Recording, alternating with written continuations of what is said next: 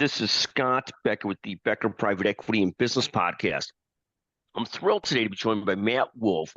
Matt is one of our most listened to guests. He's a senior leader at RSM. He talks to us regularly on different issues that he's watching in the private equity and financing world. Matt, one of the things we're looking at recently is it seems like the IPO window had opened and then it closed. There's a discussion this week of some companies that were trying to go public that are having a hard time doing so. The flip side is there's some activity in the effort to take private smaller companies or mid-sized companies.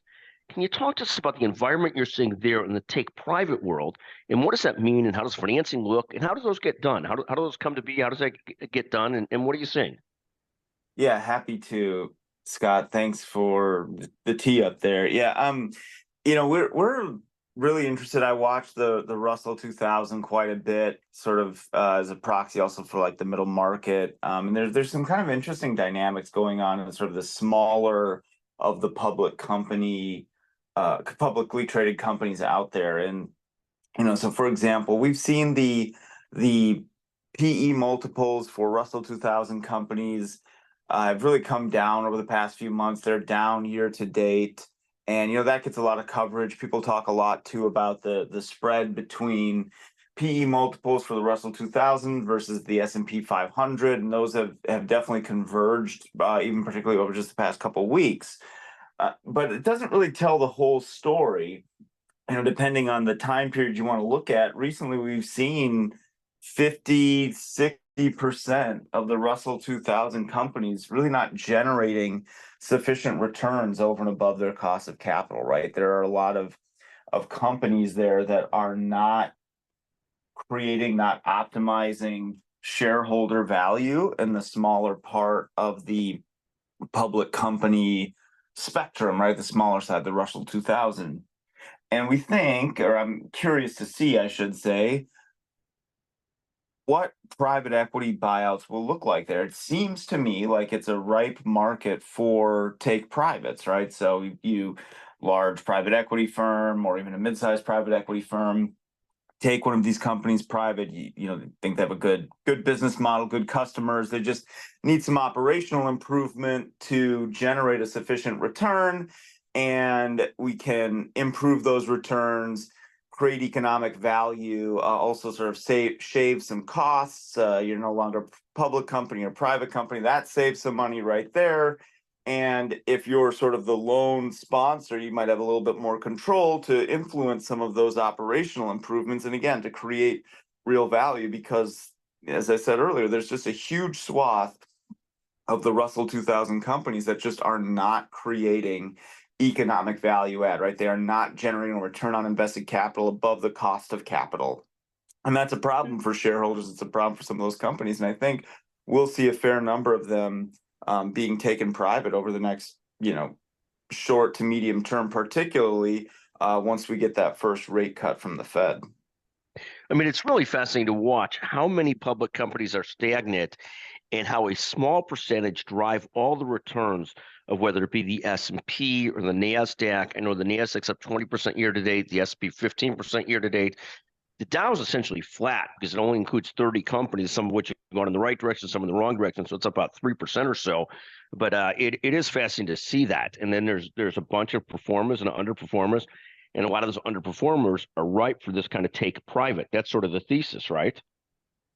Absolutely. Yeah. And again, I think, in this environment of positive real interest rates, the way to think about that, and it's very easy to do with a public company. Obviously, we have all the information. So, looking, okay, what is the return on invested capital for this company, and what is the cost of that capital for that company? And so, as a sponsor, you can look at that and say, all right, well, here's a company. Maybe they're very profitable, make great margins, but they're not generating a return in excess of that cost of capital. Either the return's not optimized or the capital structure is not optimized, or both. And as a sponsor, if you can optimize that, you can create significant value for yourself and your LPs. And that's going to be a very attractive play I think, going forward, especially as firms have to look kind of outside of their traditional scopes, like where they traditionally look for quality assets, right? As they try to broaden their scope of deal flow to deploy that capital, because it is becoming more and more difficult to find quality assets, particularly for some investment theses. Well, it's a fascinating point because I saw some story this morning where it said 27,000 companies at some point are seeking exits.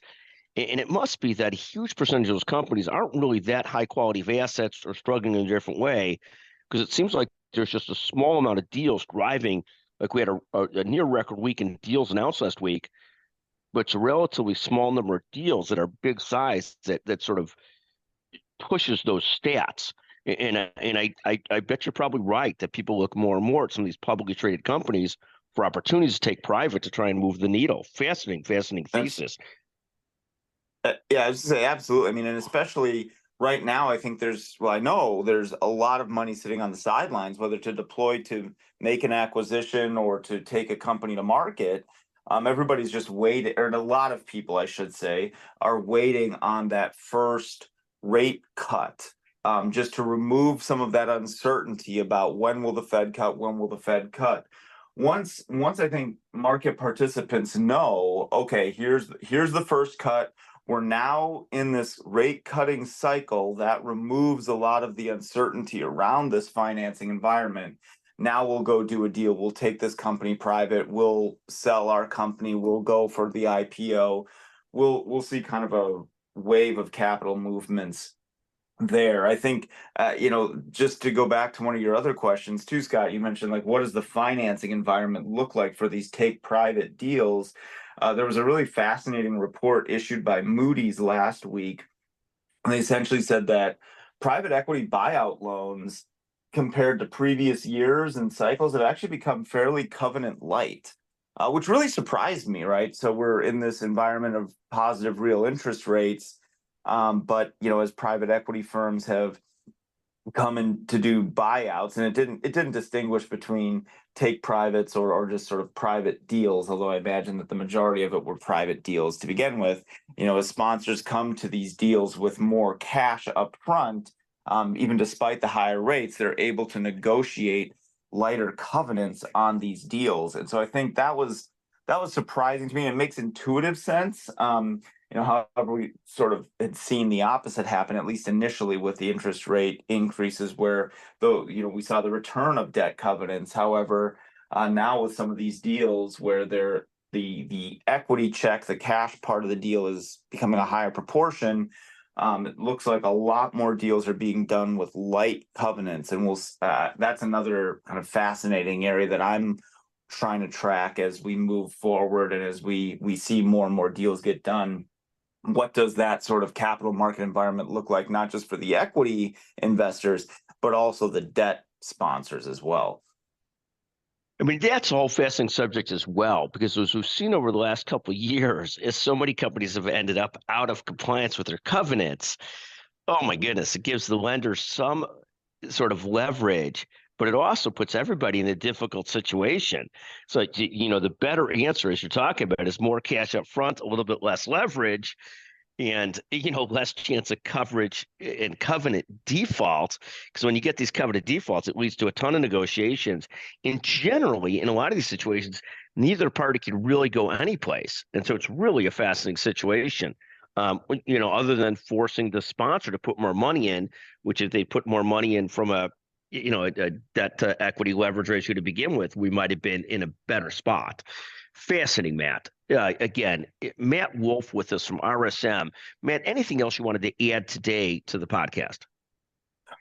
Nothing today. It's just, this is a fascinating topic, and like everybody else, I'm just waiting to see when that first rate cut comes and what that does to solidify some of these capital market moves. What a fascinating situation. Matt Wolf, leader at RSM, just brilliant, one of our most listened to guests. Thank you for tuning in, everybody, to the Becker Private Equity and Business Podcast. Generally short podcast about business, private equity episodes, interviews with brilliant thinkers and leaders in private equity, and a whole lot more. Thank you for listening to the Becker Private Equity and Business Podcast.